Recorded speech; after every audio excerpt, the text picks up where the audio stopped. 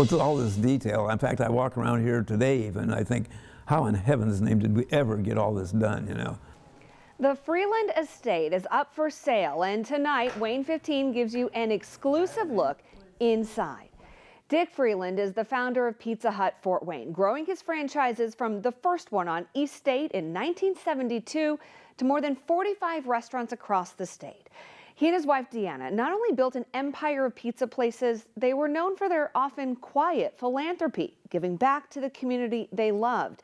And one way they did that was actually by choosing to build their family home here and not in another state. As the estate off West Hamilton Road in Southwest Fort Wayne goes on the market tomorrow, Wayne 15 gives you an exclusive look inside and at the property's rich history.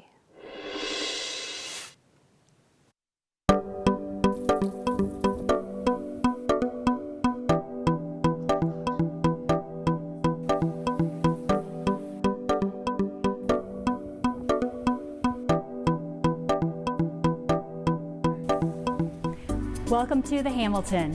What was known as the Freeland Estate for more than 25 years is now the Hamilton. The estate home with 29,000 square feet of finished space, 9,000 square feet of unfinished areas, 8 bedrooms, 9 full baths, 6 half baths, 1 quite literally a throne, and 9 fireplaces. And don't forget, 2 elevators, all on 40 acres of serene wooded property with a 7-acre well-fed lake, a second apartment home, and horse stables with its own living area, all for a listing price of $6.75 million. I think the price is going to surprise a lot of people, but we priced it for what is to be expected in Fort Wayne, Indiana. It's a very, very large estate. Dick and Deanna Freeland started building their dream home in 1995, taking more than 5 years to finish. Jim Saxton was there from day one, even finding the property in Allen County.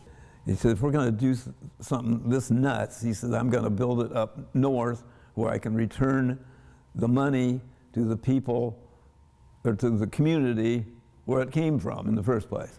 Local and regional craftsmen and contractors were used for all the work. If they didn't know how to do it, then we brought somebody in to teach them how to do it. No detail overlooked. Every plug and every chandelier and light fixture is, you know, I drew it out on paper. A lot of the stone, I painted it on the wall on the outside to show them how to lay it. Almost stone by stone, showed them where to lay it. And there's a lot of stone out there. Jim still manages the property along with a team of caretakers. You don't have to worry about going to aerobics or anything like that because it's up and down and everywhere, you know, so. The home is full of history. The chandelier in the main foyer came out of the Paramount Theater.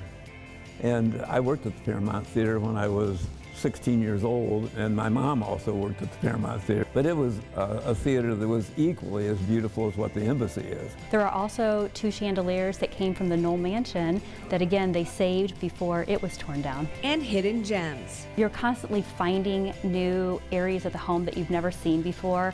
I know that one day we were walking through and I found a bathroom that didn't know existed here. While the square footage is massive, the house was built to be a home. It's very clear in the family room, the kitchen area, why the square footage might be large. It's really about the fact that they wanted to have their family be close. And to be a catalyst to giving back. They hosted a lot of events here, a lot of fundraisers, but it was all about their community.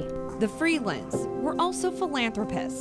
A lot of the community doesn't know. Like, they're known for this big, huge home that they have here, but nobody realizes the very little details. What they were doing at Christmas times to families in need in and around our community, they didn't publicize that. They did it because they love the people here. He has done so much in this community quietly, like the 5 days before Christmas, like loading up groceries and clothing. And that was the man that nobody sees, you know. And then he'd have me follow up on people that were really in need, and he'd hand me a wad of cash and he'd say, disperse this as you see fit. Even building the mansion 30 years ago, Dick Freeland was thinking beyond being his home, running empty conduit under the ground across the property. He said, who knows what this will become? He said, it may become a college, it could be something to do with medical work, And he said, at least he says, we've got that laid in there for him to get from one end to the other, and it's a start. Bringing the estate that's Fort Wayne famous into its future. We've had foundations that are interested, we've had individual buyers that are interested in this house, so I just really hope the legacy that the Freeland started with this home and this estate is continued in a great way.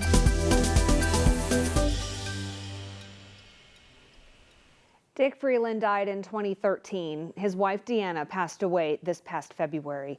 There's already been at least one interested buyer. The property goes live fully on the market tomorrow morning.